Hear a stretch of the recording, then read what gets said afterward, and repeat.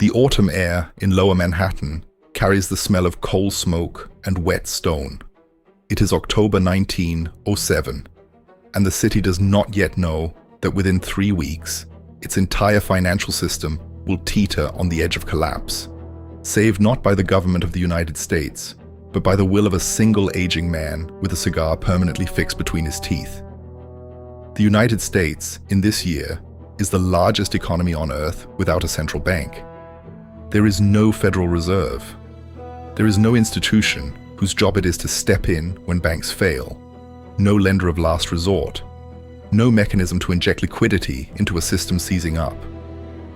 The country runs on a patchwork of thousands of independent banks and trust companies, lightly regulated, deeply interconnected, and entirely dependent on confidence. When that confidence breaks, nothing built into the system can stop the break from spreading. The spark comes from copper. Two brothers, Otto and Augustus Heinze, along with a Wall Street operator named Charles Morse, believe they can corner the market in United Copper stock. The scheme is simple in theory. Buy enormous quantities of the stock, force short sellers who bet against it to scramble for shares to cover their positions, and drive the price up as those shorts buy back in panic.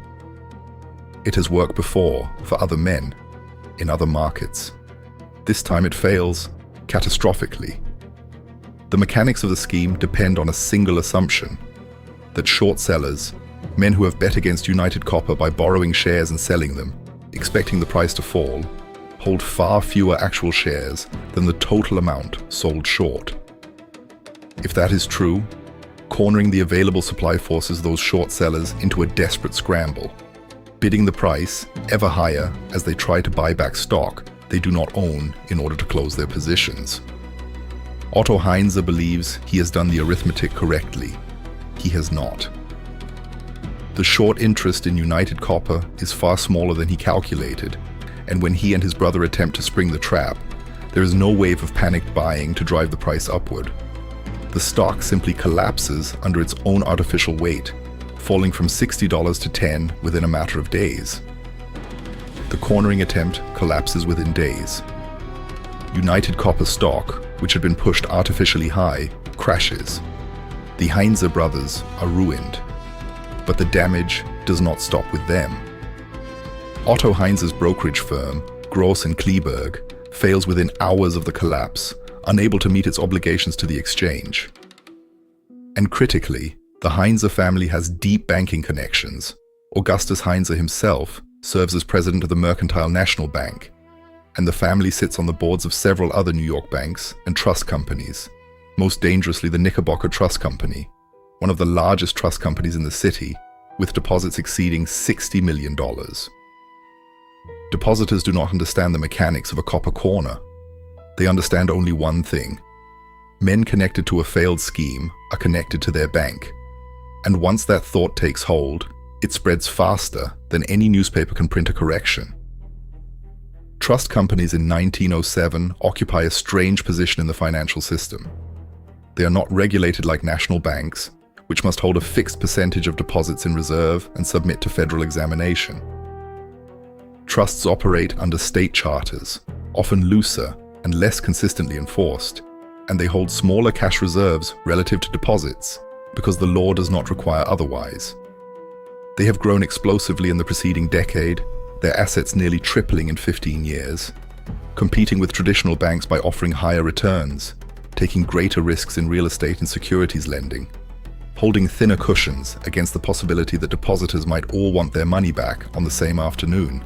National bank presidents have grumbled for years that the trusts operate by different rules while competing for the same depositors, but no one has forced the comparison to matter, until now, when the thinness of those reserves becomes the very thing that turns a single bank's troubles into a citywide collapse. The Knickerbocker Trust Company is the third largest trust in New York. It is also, within days, the epicenter of panic. On the 22nd of October, a line forms outside the Knickerbocker's offices on Fifth Avenue. It does not look like panic at first. Orderly men and women in coats, waiting their turn. But each person who withdraws their funds and walks away is proof to everyone still in line that the rumors are true.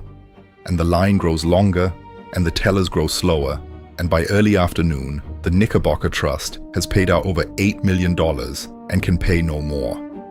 The doors close. The Knickerbocker Trust Company suspends operations. The collapse of one trust company should, in a healthier system, be containable. It is not. Depositors at other trusts, the Trust Company of America, Lincoln Trust, a dozen others, begin to ask whether their institution might be next. There is no way to prove a bank is solvent to a frightened depositor standing on the sidewalk. There is only the visible fact of whether the doors are open and the cash is flowing. Once one institution fails to produce cash on demand, every institution becomes suspect because the public has no way to distinguish a temporarily illiquid trust from a fundamentally insolvent one. The distinction matters enormously to a banker. It means nothing to a depositor with a passbook in his coat pocket. This is the precise moment the system has no answer for. There is no central bank to declare which institutions are sound. There is no government mechanism to inject emergency cash. There is only private capital, privately controlled, and the only man in America who commands enough of it, and enough authority, to even attempt a response, is John Pierpont Morgan. He is 70 years old.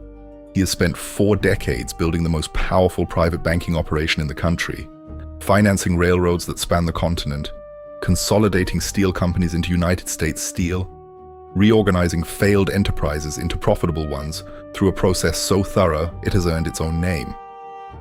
Morganization, the practice of seizing control of a distressed company's board, restructuring its debts, and imposing discipline on management that answers ultimately to him.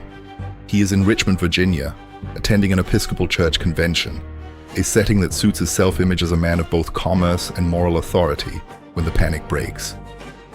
He returns to New York by private rail car, and from the moment he steps off the train at Jersey City, he behaves less like a banker responding to a crisis and more like a sovereign assuming emergency powers no constitution had granted him.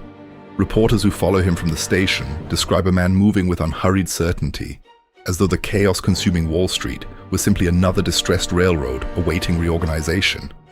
Morgan's first act is to gather information.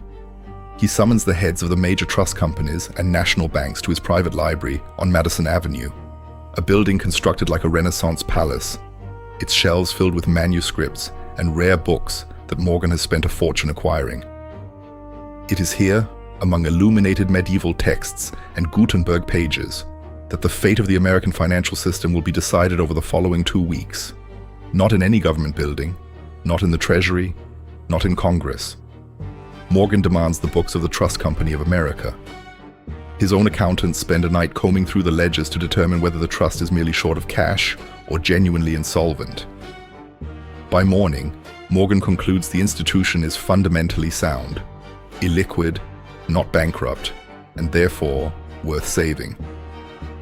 This judgment, made by one private citizen with no statutory authority whatsoever, becomes the deciding factor in whether an institution holding the deposits of thousands of ordinary New Yorkers will live or die. He organizes a clearinghouse loan pool. Morgan personally pressures the presidents of the strongest banks in New York to contribute funds to a collective rescue pool, money that can be lent to struggling trusts to meet depositor demands. He does not ask gently. Men who hesitate find themselves on the receiving end of Morgan's famous stare, a silence that has ended the resistance of railroad barons and steel magnates alike. He locks the bank presidents inside the library on more than one occasion, instructing his staff to admit no one to leave until an agreement has been reached. The heavy doors of the room becoming, in the retelling of bankers who lived through it, a kind of financial tribunal from which there was no exit until consensus was achieved. One by one, the bank presidents commit their capital, some out of genuine conviction that the system must be saved, others simply unwilling to be the man remembered as having refused John Pierpont Morgan in the hour the country needed him. The United States Treasury Secretary, George Cortelyou, recognizes that the federal government itself has almost no tools to address a crisis of this nature. There is no Federal Reserve to lend through. The Treasury's options are crude. It can deposit federal funds into national banks to increase their reserves, and little else. Cortelyou travels to New York and deposits $25 million of government money into national banks, money that Morgan then directs toward the institutions he has judged worth saving. The Secretary of the Treasury, the second most powerful financial official in the nation, is reduced to channeling funds through the judgment of a private banker, because no other mechanism exists. The panic does not break in a single day. It grinds on through late October and into November, each week bringing a new crisis that threatens to undo whatever stability the previous week's intervention achieved. The New York Stock Exchange nearly fails to open. Ransom Thomas, the president of the exchange, comes to Morgan directly and tells him that without an immediate infusion of cash, the exchange will be forced to close before the trading day even begins. And a closed stock exchange, in the eyes of the public, would confirm that the entire financial system had collapsed. Morgan summons the bank presidents again, this time with even less patience, and within minutes has assembled $25 million in emergency loans. The exchange opens. The panic does not spread to the trading floor that day, though it comes within minutes of doing so. The most dangerous moment arrives in the second week of November. New York City itself, the municipal government, is unable to meet its short-term obligations. If the city defaults, the psychological damage will be immeasurable, proof that not even government itself is safe from the crisis. Morgan personally arranges for the city to issue bonds, which he and a syndicate of bankers purchase directly, keeping the municipal government solvent through what is, in effect, a private bailout of a public institution. Through all of this, Morgan operates with near-total discretion over which firms survive. The Trust Company of America receives support. Other smaller, weaker trusts are allowed to fail, judged by Morgan and his inner circle as not worth saving, their depositors left to absorb the losses. There is no appeal process.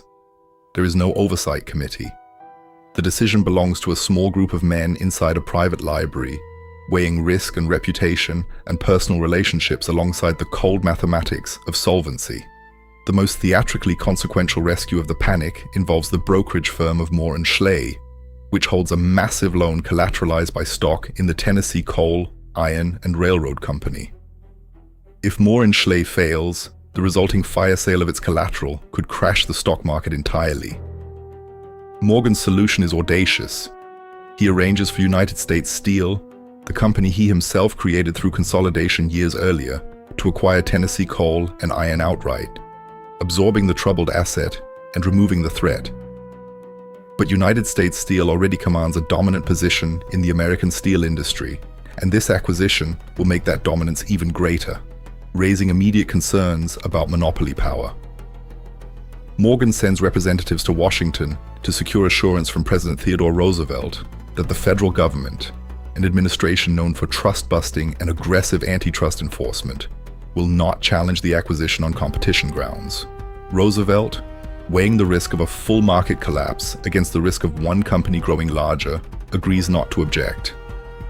The merger goes through within hours, brokered between a private banker's representatives and the President of the United States, with the survival of the entire financial system as the stated justification. By late November, the worst of the panic has passed. The clearinghouse loans, the treasury deposits, the selective rescues, the emergency liquidity Morgan assembled through sheer force of personal authority. Together, they hold the system together long enough for confidence to return.